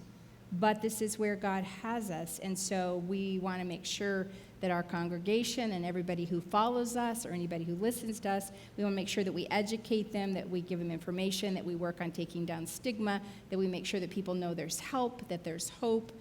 The fact is, I just want to say this, the majority of people who attempt suicide survive. And they go on to live wonderful lives. Sometimes when someone has died by suicide, we tend to think that that's what happens to anyone who's feeling suicidal. And Jessica can tell you this more than I do, but most people who attempt live. And they're grateful they live, and they go on and do have really great lives. So if any of you are here tonight and you're feeling suicidal, or maybe you've attempted in the past, you just need to know that that is not your destiny. It's not a foregone conclusion. You can get help and hope, and your life can be good. Thank you. And just remember, again, we have some therapists, we have some volunteers that know this. You can talk to somebody tonight. We don't want you to leave here if those are some of your thoughts without talking to somebody. A couple questions that are similar vein, talking about, one says, how can I help my 10-year-old when he expresses that he wants to go home? Second one, kind of, in what age would it be appropriate to talk to children about suicide? To talk to kids about their grandpa, my dad committing suicide, things of that nature. So kids and suicide, what would you say on that? I talk too much, so other people can talk. So. No. You know, I get that question a lot of what age is appropriate. And I think the most important thing is that we need to be comfortable first in having the conversation. So educate ourselves on how to talk about suicide, how to be comfortable in saying the S word. And once we're comfortable with it, that's when it should be time to talk to our children. For me, knowing that depression is hereditary in my family, I know that when I have children one day, it is going to be extremely important to have that conversation early on. You know, my grandmother died of breast cancer. My grandfather had cancer and passed away as well. And from an early age, we were educated, my brother and I, on it's important to live a healthy lifestyle, to be proactive, to use sunscreen. And that's the conversation that I'm going to have with my children about mental health, and that it's not It's not a weakness, it's not a character flaw, it's an illness. Just like heart disease, just like cancer, and just like other illnesses, there are treatments available that do work and people do recover. Matthew was depressed when he was 7. We didn't know that children could experience mental illness. We had no idea. We knew that he was different. We knew that he had a lot of difficulty. He had a lot of trouble. He was sad. But I just simply didn't know that children could have a mental illness. He could probably have been diagnosed sooner had we known that. So for any of you that have children that are talking about being sad, or they lose interest in playing with their friends, or lose interest in video games, or they're not doing so well in school, and they use phrases like, I just want to go home, or sometimes kids will even say it out loud, I wish I could die, or whatever. Don't ignore, don't freak out, okay? First thing, do not freak out, but with great gentleness and pay attention to that. It's perfectly fine to call your child's primary health care, your PHP, your primary health care physician, or their pediatrician. And if these things go on for a couple of weeks, don't just think it's going to go away. Pay attention. Children can and do get mental illnesses. Half of all lifetime mental illness will develop by age 14. The other 75% by age 24. So yes, these are signs that children and students and young adults exhibit, and pay attention as parents. Don't think they're just being drama queens or drama kings. They may be struggling, and get them help. And I will say along those lines, children also grieve, and they grieve very differently than adults. And there's amazing resources out there. I know there's a booklet on the Saddleback table, but the National Alliance for Grieving Children is a fantastic organization that offers resources for parents, offers resources in the community, and how to find your child the right therapist, the right counselor. And there's also amazing programs like experience camps out there that are specific to children who have lost a significant person in their life to suicide. And these summer camps are offered at no charge. And there's a couple different ones. I'm most familiar with experience camps. But there are resources out there for children who are grieving. Yeah, thank you. I know I've had a number of questions about how do we talk to our children. So resources, make sure you take a look at those. A loved one of mine took their life a little while ago. How do I deal with the guilt of not helping them? I know I could have done something. So that guilt question, I know you kind of said a little bit, Kay, but. That guilt stuff, it's brutal. It's just brutal. I mean, I don't know, your dad, but I just think it's every person who loses someone to suicide experiences some of that guilt. I mean, you talk to survivors as well. So that kind of comes with it. Sad, but guilt comes with that territory around suicide. And I mean, I just really want to reassure you that it's not your fault. This person had an illness, and this person that you loved or you cared about didn't want to leave you, and didn't want to leave you in that place of feeling betrayed and deep loss. As I think Jessica said, and was also in the video, when we understand that, I mean, suicide is not a normal thing. There's our instinct, as human beings, we fight to survive. We fight to survive. And so when someone takes their life, it's so different than what we expect. And what that tells you, it gives you a little clue into the window of that person who died by suicide, that the pain that they were experiencing in that moment was greater than anything else. And when we talk to people who have attempted suicide and survived, and they will tell you that in that moment, they could think of nothing but stopping the pain. And the only way they could think to stop the pain was to end their lives. And so when we know that, when we recognize that, it can relieve us of some of the guilt that you might feel, could I have done this? Should I have done this? It is not your fault. And there's some great resources. Many of the survivors in the video talked about them, that there are support groups specific for suicide loss. And I know personally it has been incredibly important to be part of those groups, whether they're organized support groups or it's going to events like the walks, which I been to every single year since my dad passed. But surrounding yourself by other survivors who understand that guilt, who understand having those endless questions of why, how, what if, but beginning to surround yourself by people who understand, and there's some great resources out there. So do you have some resources? The next question is, do you have groups for the mentally ill? So are some of those resources out there for groups? They are, yes. There's suicide loss groups, and there's also a lot of peer support groups through NAMI, National Alliance for Mental Illness, that are specifically for individuals who struggle with a mental illness or family members who support a loved one with a mental illness. The best resource is always to go to the website. They're up to date most often. AFSP.org is our website, and you can search by your zip code to find a local support group. Saddleback offers support groups, and they're throughout the nation. And then Circles of Hope. Yeah, we have Circles of Hope is for the family and the friends. However, when we first created Circles of Hope, the idea was that we would have other circles. So we are in the works of talking with some people that have come forward that would like to start some of those groups. So hopefully in the near future, we'll have some different groups, some for depression, some for different things. And we'd love to help you with the training facilitators.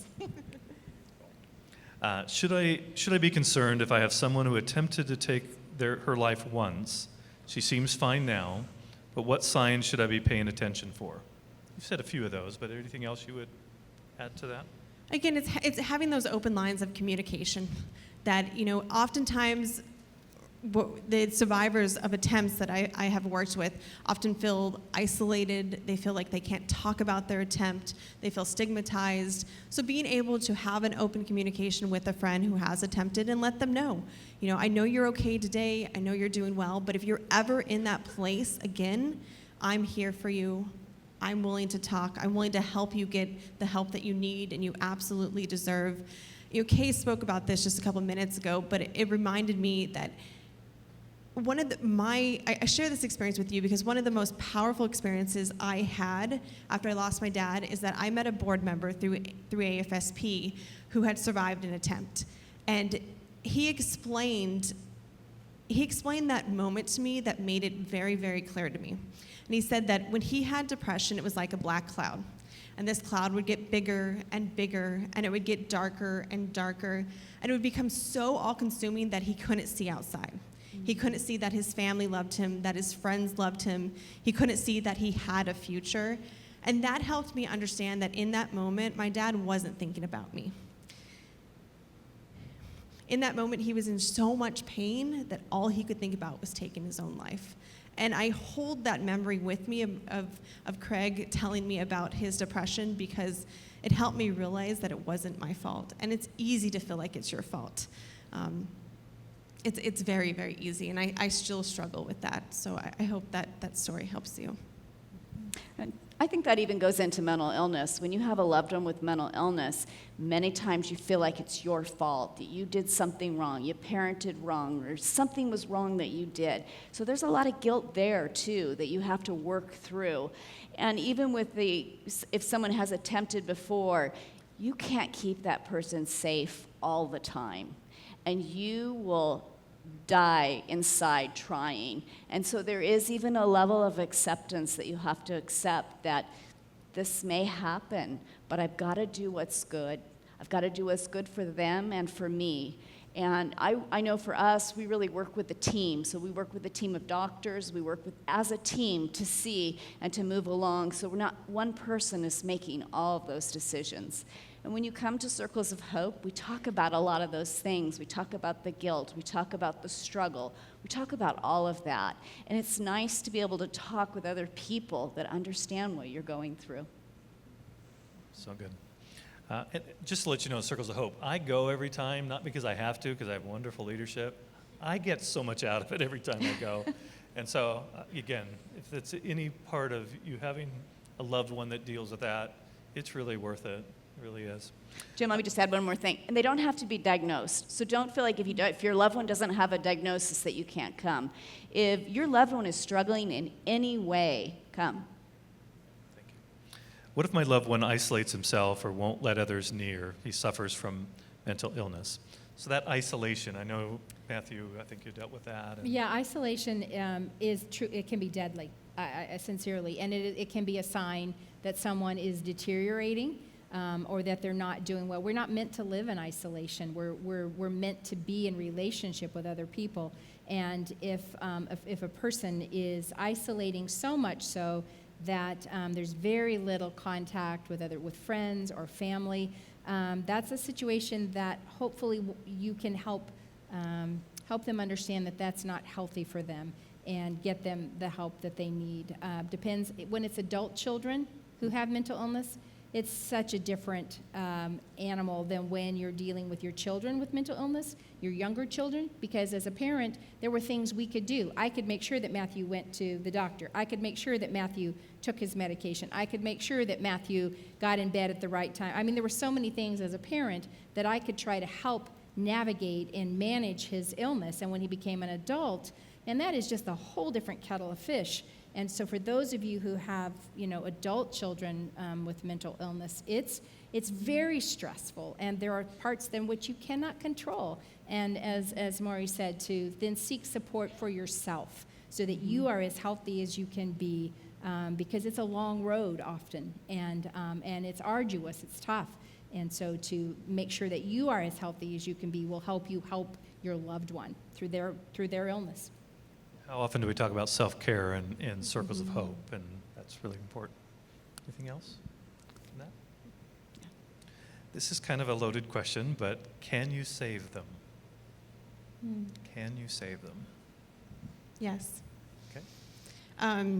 There's been many times over the past 10 years that I've thought about changing careers. I've thought about doing something differently. And a lot of times I get asked, especially by friends, how do you do this every day? How do you fight this fight that sometimes feels like it's never going to end? And I have a folder on my desktop, and in that folder is a collection of pictures, of screenshots of conversations, emails. Every single one of them represents a life saved. Every single file in that folder represents a life saved. And I'm just one person. The teams on the hotline, the teams on the text line, therapists, counselors, they're saving lives every single day. Sometimes we may not even know it. Sometimes just having that conversation of checking in with somebody or sending them a smile may make the difference in their life that is tremendous that day. And a couple months ago, it was a Friday night, I was sitting on my floor watching TV when I got a notification through our Facebook page. We talked about social media, through our Facebook page, from a young man who was struggling. And he messaged us on Facebook, and over the course of a couple hours, I engaged with him, and I was able to get him connected with an online crisis chat, because he was in a situation where he only had Wi-Fi, he didn't have the phone, wasn't able to text, so I had to use some creative measures. But I can still feel in my heart the moment that I was engaging with him, and on a separate screen, I had this crisis chat going and said, I have this individual, I'm trying to get him connected. What do I say? What can I do to get him to contact you? And then there was a few minutes of silence that felt like hours.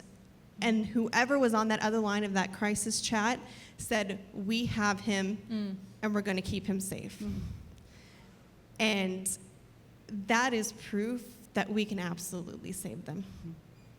And I hold on to that memory when things get tough and I hear about things in the news and the death of individuals in our community. I hold on that we have to continue to fight, because we are saving lives and we will continue to save lives.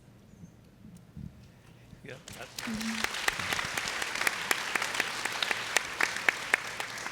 Is there any closing thoughts each of you would like to say? You don't have to, but just want to say if you want to leave anything with people as we go. I would say something about grief.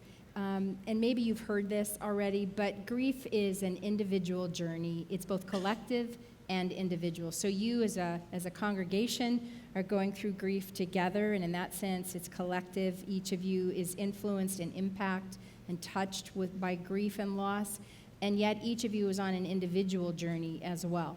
And one of the most helpful things that was told to us, to my family, is that each person in the family, and you're one big family, grieves differently. And you can hear that with your head and go, sure, of course, everybody grieves differently.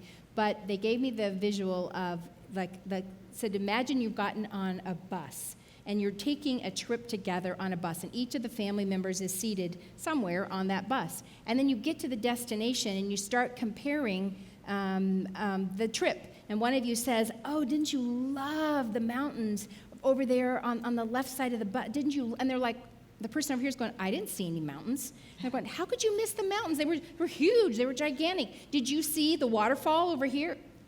I didn't see any waterfall. It was gorgeous. How could you not see the waterfall? And the point of it was, depending on where you're seated in that bus would determine what you saw on the journey. And so each of you, as an individual and as a collective member of this congregation, are in a different seat in the bus. And so some of you are going to experience grief like this, and some of you are going to experience it like this. And the temptation that we have as human beings is to judge each other's grief experience. And if yours isn't like mine, well, then either you're not really feeling it, or you're in denial, or, well, you're a basket case, or you don't have any hope, well, you're a there's just the temptation to evaluate each other's grief process. And I would just say very gently, be very, very gentle and tender with each other. Know that each one of you is seated in a different spot in the bus, and your experience of grief and loss is going to be slightly different than each other's. But at the end of the day, you were on the bus. You were on the same bus. You've experienced the same loss. And to go through it together, giving each other space. If somebody needs to weep, weep with them. If somebody else is like, you know what, I can't really talk about that today, don't push them and say, but you must talk about it. Mm-hmm. Give each other a little grace, a little space. Be gentle with each other. Know that your journey is individual, and yet you're in it together, and you're gonna be okay. But it is very difficult, it's very hard, and the more that you can be gentle with each other, the healthier, the better, the sweeter, the more comfort that you'll glean together in that way. Thank you, Kay. Jessica, anything? That was beautifully said. I know.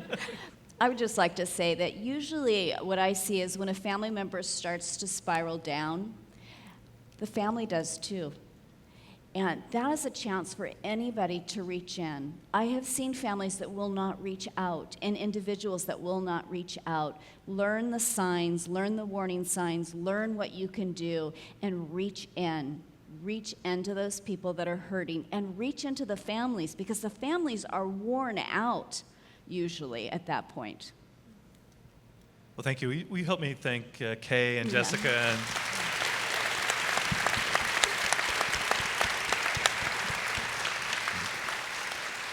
we didn't get to all your questions. I'm sorry. You can either email me, or we'll try to help answer those. Just remember as we leave, I'm going to pray, and then just remember the resource table that Kay has for AFSP and for Circles of Hope. They're all out there. So please spend some time getting those resources. Let me pray, and we'll let you go. Thank you, Jesus, again for a very powerful night. And we hold on to you even in our questions, and even in our hurts, and even when we don't, even in the mystery, that we don't know all the answers, but we do know a God who does love us, who does give us hope, and we just hold on to that. Thank you for those that are here. If those that are here need help, I pray they'll reach out, and we'll continue to be, as the church, a community that reduces stigma and helps people moving forward. And God, just help us do that well. We thank you, we praise you in Jesus' name. Amen. Thank you.